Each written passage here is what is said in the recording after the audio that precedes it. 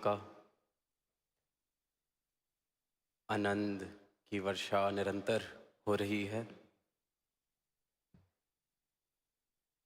हर एक संत प्रेम में, भक्ति के भावों में सराबोर। वहीं हमने कवि दरबार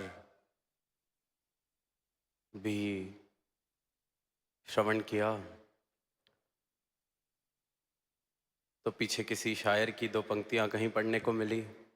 तो दास भी वहीं से शुरुआत करेगा। शायर ने कुछ लिखा इस प्रकार के, ले दे के अपने पास फकत एक नज़र तो है, क्यों देखें जिंदगी को किसी की नज़र से हम। अब वो जो पंक्तियां पढ़ी या जिस संदर्भ में लिखी गई, जहां आम तौर पर संसार में सुनते हैं कि क्यों दुनिया को किसी और की नज़र से देखेंगे, हमारा नज़रिया अपना होना चाहिए, बुद्धि का विषय अपना है, जो मेरे तजुर्बे हैं वो अपने हैं। पर जब वो पंक्तियां पढ़ी तो ख्याल आया कि ये तो सारी मानवता को सोचना चाहिए कि ले दे के अपने पास फकत एक नज़र तो है, एक नज़र ही तो है, क्यों देखें जिंदगी को किसी की नज़र से हम। क्यों इस बात में ही सहमत हो जाते हैं कि कबीर ने देखा था, मीरा ने देखा था। क्यों इस बात पे ही सहमत हो जाते हैं, इसने कह दिया तो होगा, उसने देख लिया तो होगा। सतगुरु भी सारी मानवता को, सारी धरा को एक ही आवाज दे रहे हैं, क्यों क्यों किसी और की नज़र से प्रयास कर रहा है इस सत्य को देखने का। क्यों नहीं भरोसा कि इन नज़रों से, अपनी इन नज़रों से तो इसे देख सकता है, जान सकता है, प्राप्त कर सकता है, देख सकता है। क्यों किसी और की गवाही से राजी है, क्यों सिर्फ इसी बात में खुश है कि शास्त्र में लिखा है, वेद में लिखा है, ग्रंथ में लिखा है।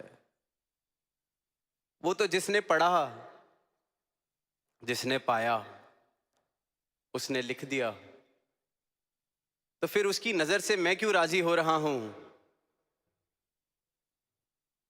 धार्मिक हूं पर इस बात से ही क्यों राजी हूं कि क्योंकि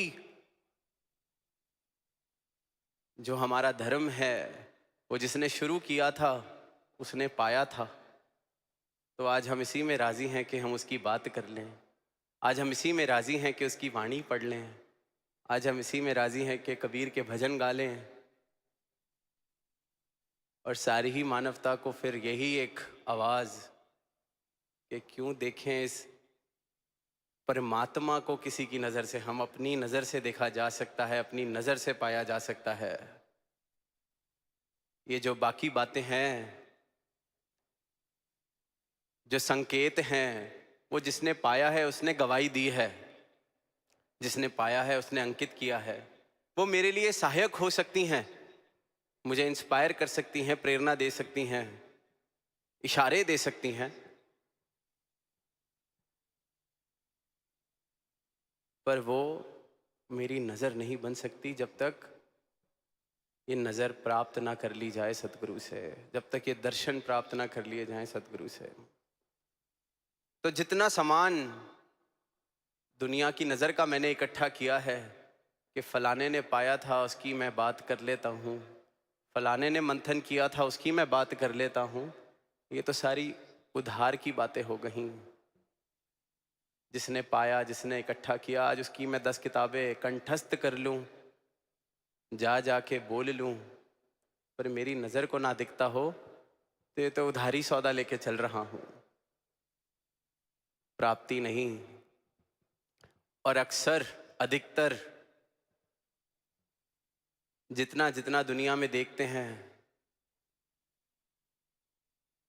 ये जो ज्ञान का अहंकार इस रूप में जीवन में आ जाता है, मैंने ये पढ़ा है, मैंने वो पढ़ा है, इस शास्त्र का मैं मास्टर हूँ, इस शास्त्र का मैं बिल्कुल पीएचडी हूँ, इस फिलॉसफी को मैं अच्छे से समझ गया हूँ, वहाँ फिर वो ज्ञान अहंकार का किस प्रकार रूप ले लेता है कि बाहर ही बन जाता है।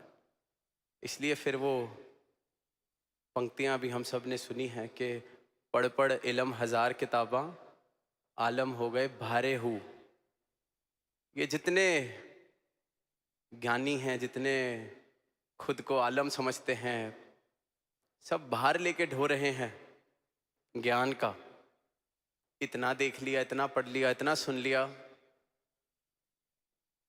पढ़ पढ़ इलम हजार किताबां, आलम हो गए भारे हूँ। हरफ एक इश्क दा पढ़ ना जानन, भुल्ले फिरन बेचारे हूँ। कि कह रहे हैं बेचारे ऐसे ही बाहर उठाए उठाए घूम रहे हैं इस ज्ञान का, इस उद्धार का, अपनी प्राप्ति नहीं। अगर अपनी प्राप्ति हो गई होती, अपनी नज़र से देख लिया होता, इस इश्क का कलाम पढ़ लिया होता, इस इश्क को जीवन में जगह दे दी होती, सदगुरु की कृपा इस प्रकार हो गई होती कि ये इश्क हकीकी जीवन में आ गया, तो बात ही कुछ और थी। फिर ये भार जो उठा रखा है उद्धार का, ये ना उठाना पड़ता। अक्सर देखते हैं बात हो रही है, किसी से पूछो परमात्मा, बिल्कुल परमात्मा का जिक्र है, हमने पढ़ा है। प्राप्ति, प्राप्ति तक तो सोच ही नहीं, क्योंकि प्राप्ति हो कहाँ सकती है, किसने ही की है। ये तो कुछ चंद लोग आए जो वेदों शास्त्रों में लिख गए, तो वो कर गए प्राप्ति। पर फिर वही बात के ले दे के ये नज़र ही तो है। अपनी नज़र से देखा जा सकता है, अपने जीवन का परमात्मा अनुभव हो सकता है। परमात्मा कोई एनालिसिस, अनुमान, अंदाज़ा बिल्कुल भी नहीं है। परमात्मा अनुभव का विषय है, परमात्मा अनुभव करने योग्य है। और जिसने इस परमात्मा को अनुभव किया है, उसने अपना अनुभव किया है। किसी और के अनुभव को मैं गवाही की तरह नहीं इस्तेमाल कर सकता, क्योंकि किसी और का अनुभव आज मेरे साथ तालमेल खा रहा है, मेरी जीवन की परिस्थितियों के साथ तालमेल खा रहा है, तो वह अनुभव सहायक लगता है। जहाँ जीवन की परिस्थिति कुछ और हुई, देखते हैं अक्सर कबीरदास जी की बात करते हैं, जिस दिन तो बात मेल खा रही है तो गवाही दे दी, किसी भी पुरातन संत की बात की गवाही दे दी। जिस दिन बात तालमेल नहीं खाती तो मैं कह देता हूँ वो समा कुछ और था, तब कहाँ इतनी टेंशनें थीं, तब कहाँ इतना माया का प्रकोप था। तो मैं छोड़ देता हूँ क्योंकि मेरा अनुभव नहीं है। तो मैं कह देता हूँ कि कहाँ कबीरदास जी को झंझट था ईएमआई का, कहाँ कबीरदास जी को कोई झंझट था सोशल मीडिया का, तब कहाँ कोई ऐसी भाग दौड़ थी। तब मैं फिर बच जाता हूँ क्योंकि मेरा अनुभव नहीं है। तो उधार का जो ये सामान है, दुनिया में शायद फिर उधार के सामान से घर चल जाते हों, पर ये जो अध्यात्म है, ये निज घर है। यहाँ ये नकदी सौदा करना है, अपनी नज़र, अपने अनुभव से इसे प्राप्त करना है। वरना तो फिर प्राप्ति अगर होगी तो फिर वो ज्ञान से आने वाले अहंकार की पढ़ पढ़ इलम हजार किताबां वाली बात। ऐसे ही एक कहानी भी याद आ रही है कि एक गांव में दो गुरुकुल, दो मठ थे। जिस भी आसपास के गांव से किसी को भी अगर आध्यात्मिक शिक्षा प्राप्त करनी हो तो उन दोनों मठों में से जो गुरु थे उनके पास कोई ना कोई चला जाता था। अब क्योंकि दो मठ थे तो आपस में प्रतिस्पर्धा भी बन जाती है कि इस गुरुकुल के बच्चे ज़्यादा सियाणे, इस गुरुकुल का गुरु ज़्यादा बड़ा गुरु। तो अब दोनों के जो सबसे कुशल स्टूडेंट्स, डिसाइपल्स, शिष्य थे, उनसे बड़ी उम्मीदें दोनों गुरुओं को। तो एक गुरुकुल का बच्चा